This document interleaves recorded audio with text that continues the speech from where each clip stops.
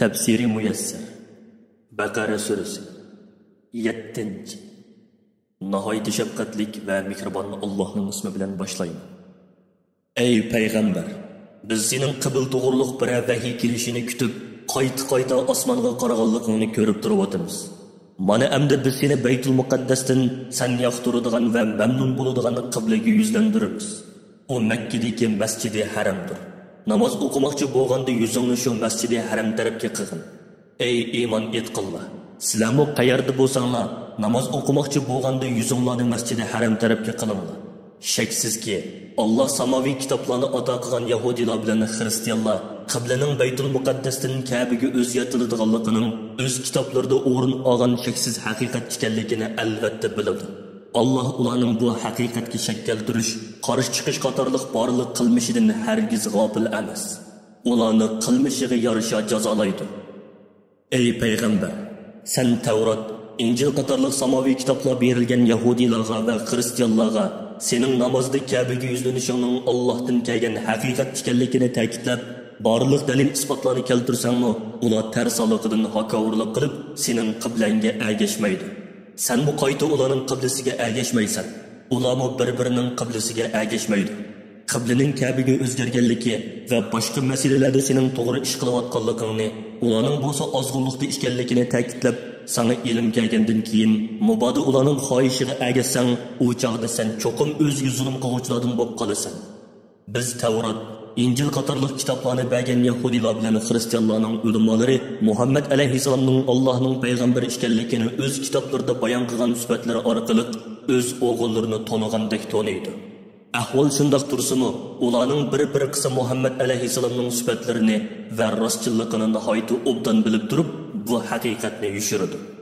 Ey payg'ambar, sana vahiy qilinganlari Rabbing tarafidan kelgan haqiqatdir. Sen hargiz buningga shak keltirguchilardan bo'lmagin. Ummatlardan har bir ummatning maxsus qiblasi bo'lib, ular namozlarida shu qiblasiga yuzlanadi. Ey iymon etqanlar, sizlar Alloh islom dinida buyurgan yaxshi amallarni bas-basta qilishga oldiringlar. Qayerda bo'lsanglar bo'linglar, Alloh oxirat kuni hammanglarni hisob maydoniga yig'adi. Shaksizki, Alloh hamma narsaga qodirdir.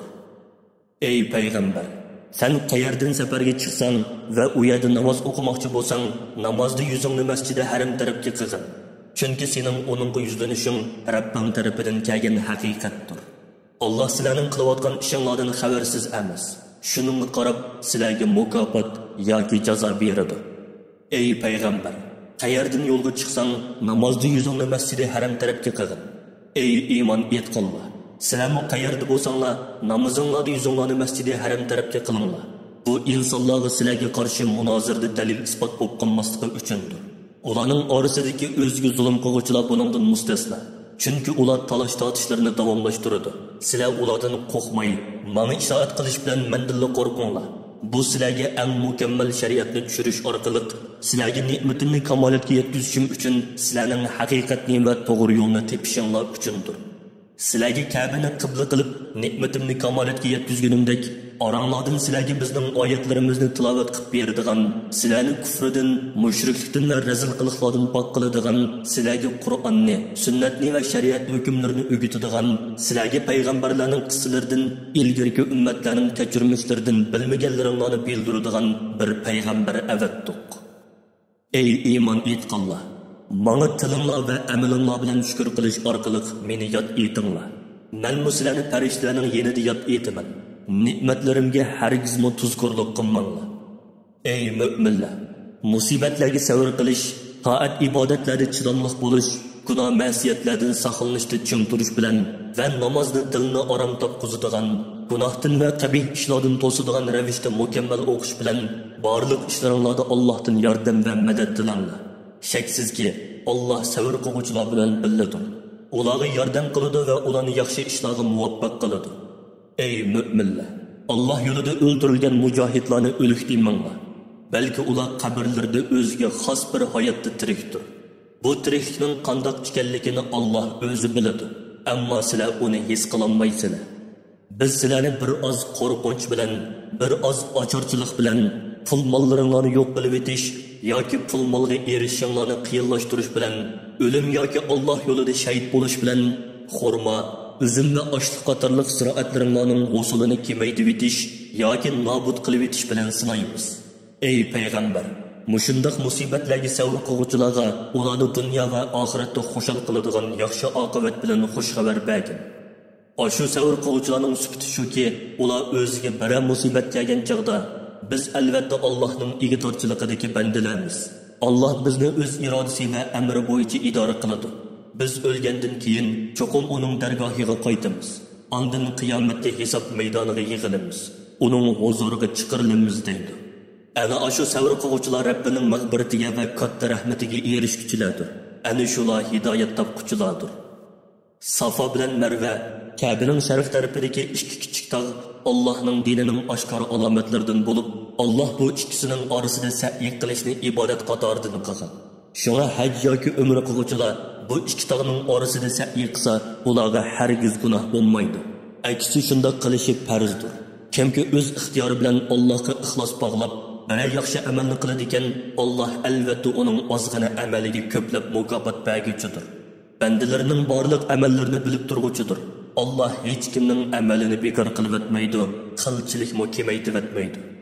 Biz nozil qilgan oyatlardan Muhammad alayhisalomning haq payg'ambarligiga, uningga kelgan dinning haq ekanligiga dalolat qiladigan ro'shan faktlarni va Tavrat, Injil qatorliq samoviy kitoblarda biz kishilarga ochiq bayon qilib bergan haqiqatlarni yushiradigan Yahudi va Xristian mollalarni Alloh o'z rahmatidan yiroq qiladi.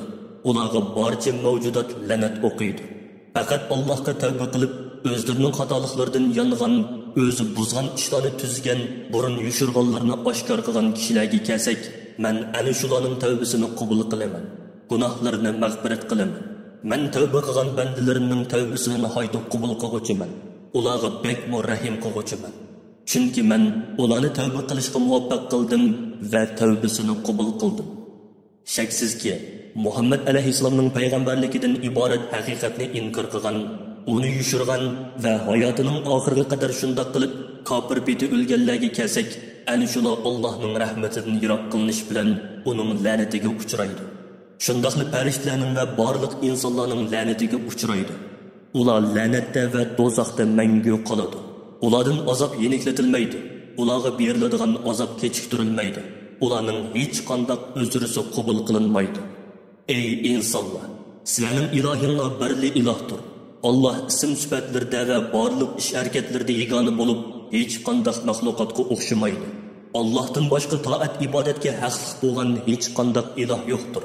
Allah barliq maxluqotga nihoyat shafqatlidir, mu'minlarga to'liq mehribondir. Shaksizki, osmonlarning shu egizligi, shu kengligi bilan zaminning shu tuzdanliklari, tog'lari va dengiz okeanlari bilan yoritilishida, kecha bilan kunduzning bir-biri bilan navbatlashib turishida, uzun qisqa, yo'ruq qorong'u bo'lib o'zgarib turishida, kishilarga foydali narsalarni ilib, dengizda uzib yuradigan kemalarda Allah bulutdan yog'dirib berib, susuzlikdan o'lgan qoqoq zaminni jonlantiradigan va qup-quruq holatidan yop-yeshil holatga keltiradigan yomg'irda, yer yuziga tarqitib o'tgan jonliqlarda, shamol yo'nalishlarining o'zgarib turishida, osmon zamin orasida bo'ysundirilgan bulutlarda aqlni ishiltib, dalil isbotlarni tushunadigan qavm uchun albatta Allohning borligini, birligini, ibodatga haqli ekanligini va katta ne'matlarini ko'rsatadigan dalillar bor. Allohning birli iloh ekanligiga mushundoq kaskin dalil isbotlar turuqliq ba'zi insonlar but, haykal qatorliq narsalarni Allohga sherik qilib olib, ularga Allohdan boshqasiga loyiq kelmaydigan ilohiy sifatlarni beradi. Ularni xuddi mu'minlar Allohni yaxshi ko'rgandek yaxshi ko'radi. Halbuki iymon etganlarning Allohga bo'lgan muhabbati, mushriklarning Allohga va barliq soxta ilohlarga bo'lgan muhabbatidan albatta kuchlidir. Chunki mu'minlar barcha muhabbatini Allohga bag'ishlaydi. Mushriklar bo'lsa muhabbatini Allohga bag'ishlamay, butlardan iborat o'zlarining soxta ilohlariga bag'ishlaydi. Maxluqotni Allohga sherik qilib olib, o'ziga o'zi zulm qilgan o'sha mushriklar oxiratda azobni ko'rgan chaqda bilganga o'xshash butun kuch-quvvatning Allohga mansub ekanligini va Allohning azobining qattiq ekanligini mushu dunyoda bilsa edi, ular hargizmo Allohga sherik keltirmaydi. Allohni qo'yib butlarga cho'qinmaydi va butlardan Allohga yaqinlik izlamaydi. oxiratda azobni ko'rgandan keyin Allohga sherik keltirishni boshlamchi bo'lganlar o'zlariga ergashganlardan oda judo bo'lishidi va dunyodagi chog'larda ularning orasida bo'lib kelgan do'stlik, dindoshlik va urug' tuqqanchilik munosabatlarining hammasi uzilgan bo'ladi. Ergashguchilar, toshki bizga dunyoda qaytish mumkin bo'lsa edi, dunyoda bizni o'ziga ergashtirganlar bugun bizdan oda judo ekanligini e'lon qilgandek, bizmi ulardan oda judo ekanligimizni e'lon qilatdik deb faryod qilishidi. Allah qiyomat kuni ularga qattiq azobni ko'rsatgandek, botil qilmishlarini ularga hasrat nadomat qilib ko'rsatdi. Ular do'zaxdan qat'iy chiqolmaydi.